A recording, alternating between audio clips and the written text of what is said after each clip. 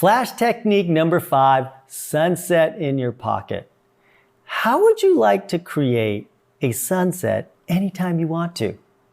Right? We all love shooting at that sunset time, but with a small little flash just like this, something that you can almost put in your pocket, maybe you can, but I can create a sunset anytime I want with just this little flash. Let me teach you how to do that.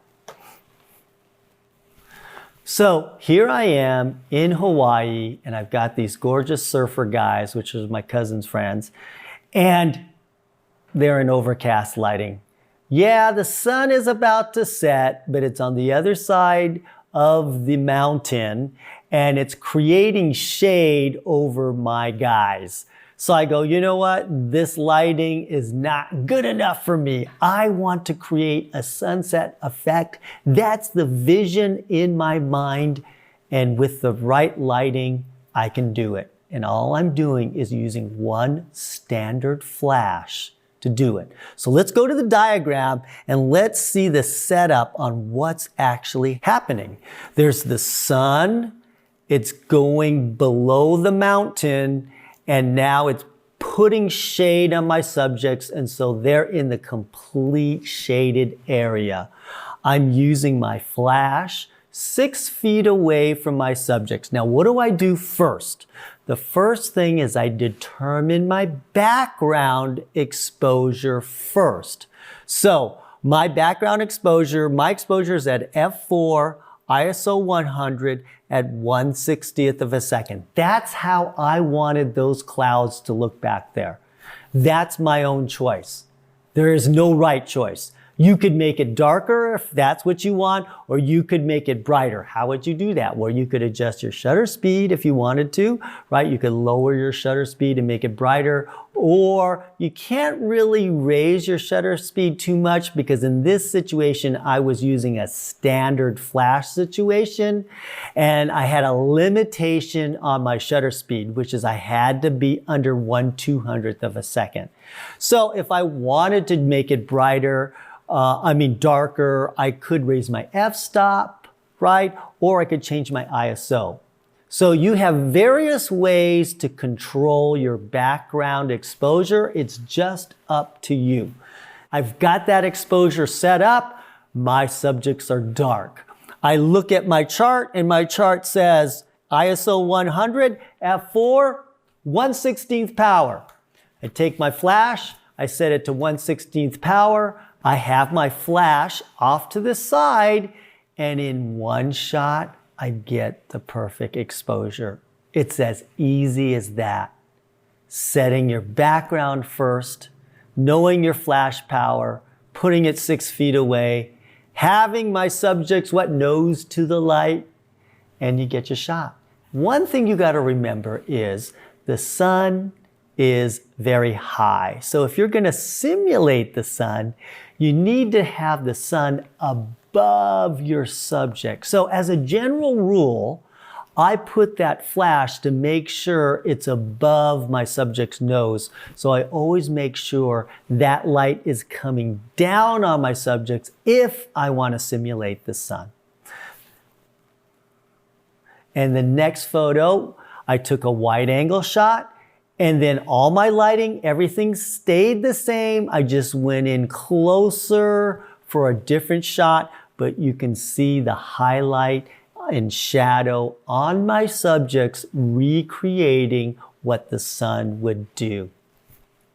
This next shot was inside, although he's leaning up against the trailer. I wanted, even though it was indoors, I wanted to create a look as if we were outside because we had an outdoors trailer indoors. I could fake it to make it look like it was a sunset and he happened to be sitting outdoors somewhere and I took that photo. So I took this challenge upon myself and I put a flash off to the side and I put a CTO gel on it. What is a CTO? CTO stands for color temperature orange. A lot of times they use that color temperature orange to correct white balance, meaning there's a lot of orange in the room. And so if I use orange light in an orange room and I change my white balance, I can make it look like, and I could get rid of that orange. For me, I love the orange effect, and I want to set my white balance to a standard white light situation, and I want orange light because that's what a sunset creates, is orange light. So when I do these sunset effects, often I put an orange gel or a CTO gel on my flash to create that look. And so it was off to the side. Right, here's my camera settings. I'm at 1/250th of a second, 1.8 at ISO 100, and I slightly underexpose my background exposure so it's dark, and then I add my flash so I could create a contrast of lighting between the lighting on his face and the shadows. That's why I underexpose my background, because I want a contrast of light. And that's what a sunset does. It creates shadows. Shadows are created by a highlight and a shadow. The highlight is a lot brighter than the shadow. And so therefore you have to underexpose your picture just a bit to create this effect. Then I took a different angle of it while I had the light set up that way, and you can see it has a different look.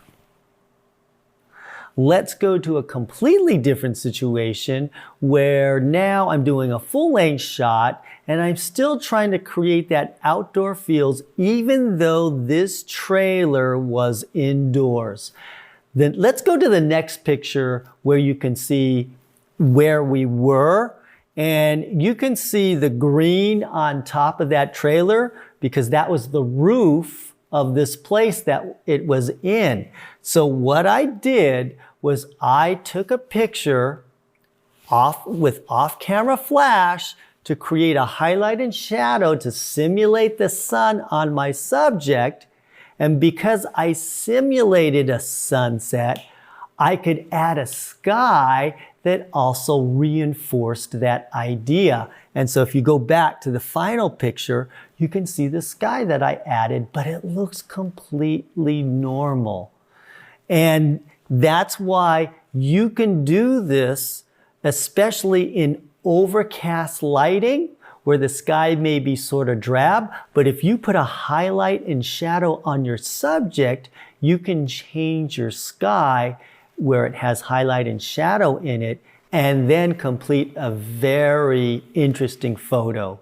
So this little flash right here can create a sunset anytime you want it to. You just need to learn how to master these simple techniques in order for you to create these sun effects.